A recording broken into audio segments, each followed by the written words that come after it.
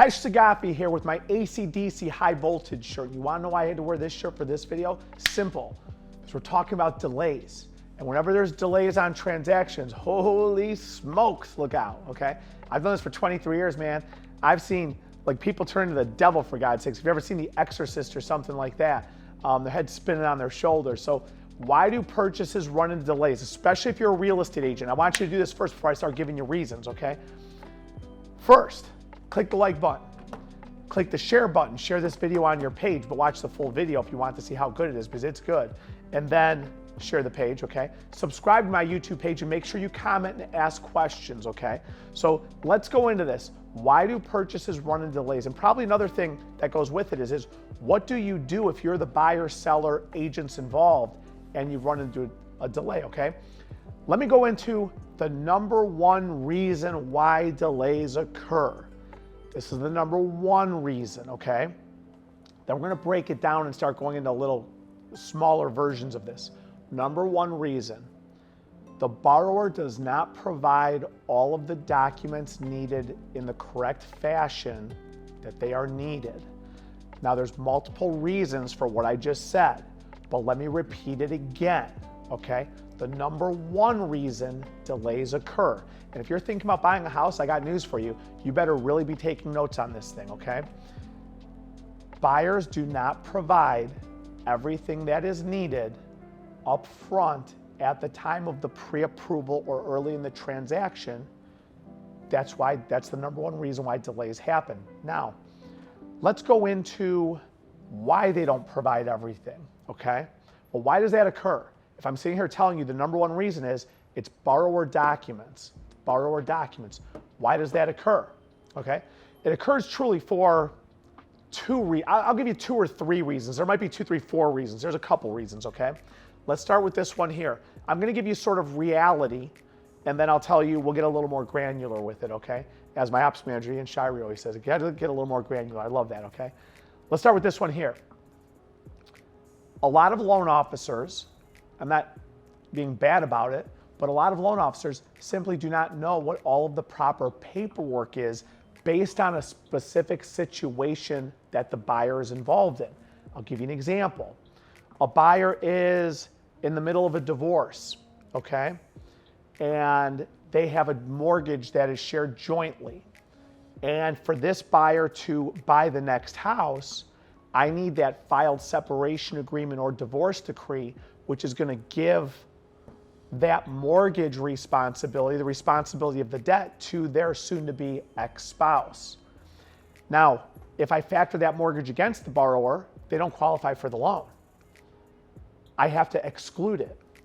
But I need that separation agreement to ignore it, because the separation agreement or the divorce decree, the filed separation agreement or the divorce decree is going to say that mortgage with ABC Mortgage Company shall be the responsibility of the soon-to-be ex-spouse, effective immediately, October 1st, 2022, they're responsible for the debt. Even though it's jointly shared, even though it's still on the credit report of the borrower, you give me that document, I can exclude it. Well, how can something like that delay a transaction? Simple. And I've said this, a lot of loan officers, this isn't the first reason why transactions are delayed. The biggest reason transactions are delayed, and this is the first reason and the biggest reason, is borrowers don't give up all the information up front. Well, then why don't they? What happens? Well, the first reason, like the sub-reason to that, a lot of loan officers are not skilled at dealing with special circumstances or unique situations. You might think a divorce is not a unique situation. If you're in the middle of buying a house, a divorce is a messy situation if you're in the middle of one. If you're done with it, no problem. But if you're in the middle of it, that's a problem, okay? So the loan officer doesn't have the experience, a lot of loan officers don't, to say, hey, listen, I need that document. And the fact of the matter is if you have not even started the process, I got news for you. Getting a separation put together or even a dissolution and getting that filed in court and finalized or moved along, that does not happen quickly, okay? So you need this stuff sooner than later. I'll give you another example. You're self-employed. A lot of self-employed people out there will say, I've got perfect credit, I've got money to work with, I make all this money, I'm good to go. A lot of loan officers don't know how to read tax returns. It's a fact of life, okay? So they don't know you want to collect the last 2 years of filed tax returns, and you want to verify that those tax returns are indeed filed. If the customer paid, if they owed money, or if they received money, get their bank statements to show that that money was received. A lot of self-employed people will give me a tax return in May, and then I go to verify if it's filed and it's not, and they'll say, Khash, my accountant, they have the tax return, and I'm not sure what happened. Well, I'm sure what happened. They didn't file the damn thing, okay?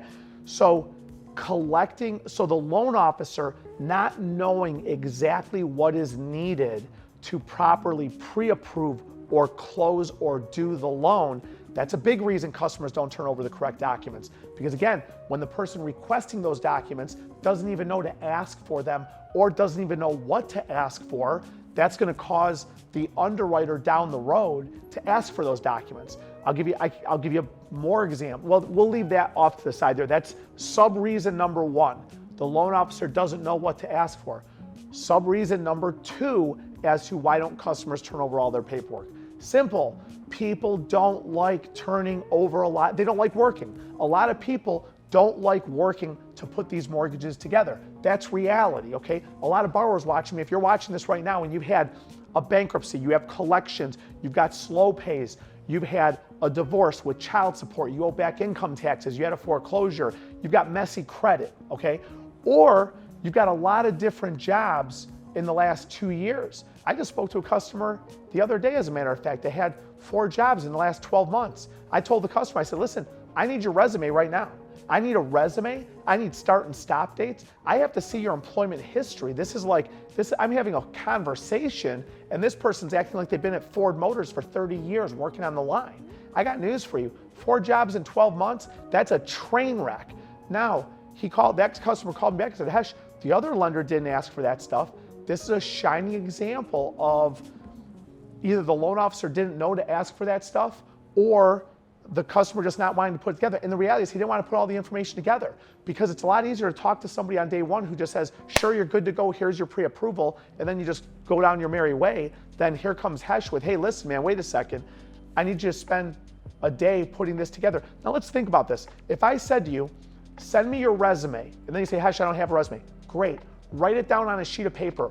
Where have you worked from today, going back in time, 24 to 36 months? Include the name of the employer, your job title, and your start and stop date. I don't need the exact day, just give me the month and year, okay? That's not hard. If that's too hard to put together, you should possibly reconsider buying a home, okay? This is not hard, but you gotta work and put this stuff together. So another reason as to why don't borrowers turn in all their paperwork is they don't want to. They don't like putting in the time. They just think buying a house is like going to Walmart to buy soup. Sorry, man, this ain't going to Walmart to buy soup. This is a big deal. It's a lot of money, okay? Another reason that borrowers don't turn over all the paperwork is I go back to the loan officers. A lot of loan officers are afraid to rock the boat. They just want to get that buyer in the door just to have them and say, well, look, I know I'm going to need a lot of stuff, but I'd rather have them get in the contract and get this thing rolling forward. Then I'll smash them with all the paperwork because by that point in time, they're not going anywhere else. They're not going to anyone else. So a lot of loan officers are afraid to ask the borrower for all the documents. These are reasons why delays happen. The biggest reason of all is borrowers don't turn in all of their paperwork. So if you're watching this video and you want to close your transaction on time, and trust me, I've left out appraisal issues, inspections, walkthroughs, contracts missing signatures, earnest money being given from non-family members that we don't find out until the day before, funds from donors not being in the bank account in a timely fashion the day before, debating with customers over every single page of the bank statement that we need, every single page of the divorce decree, every single page of the separation agreement, an income tax repayment plan. These other reasons I'm just dropping down for you. These are off the top of my head. With this video, the number one reason I want everybody to pay attention to is collecting all of the documents from the borrower. So if you are a real estate agent watching this video, make sure you're going to your loan officer, whoever your preferred loan officer or loan officers are, and asking them, are you collecting every single thing you need up front before you give a pre-approval? Go to the borrower and say, did you turn everything in? You don't have to ask them what they turned in. We don't have to go into their personal stuff. That's privacy, whatever. But you can say to them, did you turn everything over, everything that you were asked for? So push the borrowers up front. This is why delays happen. And if you're watching this video right now and you're thinking about buying a house, start writing some of this down. We need the last 2 years of W-2s, your 2 most recent pay stubs, divorce decrees, separation agreements, bankruptcy papers. If you have a mortgage currently, a mortgage statement, a copy of your homeowner's insurance, your driver's license, possibly a social security card. If you have any, child support, you pay child support or alimony, we need the child support enforcement agency, the court order, things of that nature. If you owe back income taxes, a copy of your income tax repayment plan. If you're self-employed and you file your returns, they need to be filed, and you owed money, include the bank statement showing your payment to the IRS, showing that you paid those taxes, or show your bank statement to show the money coming back on your income tax refund. Your business license, your articles of incorporation, a lot of that paperwork. I mean, it's a lot out there, but when you're talking to a loan officer who knows what they're doing, they tell you all of that up front, they collect it up front. That way nothing changes and it ensures you're hitting your closing date.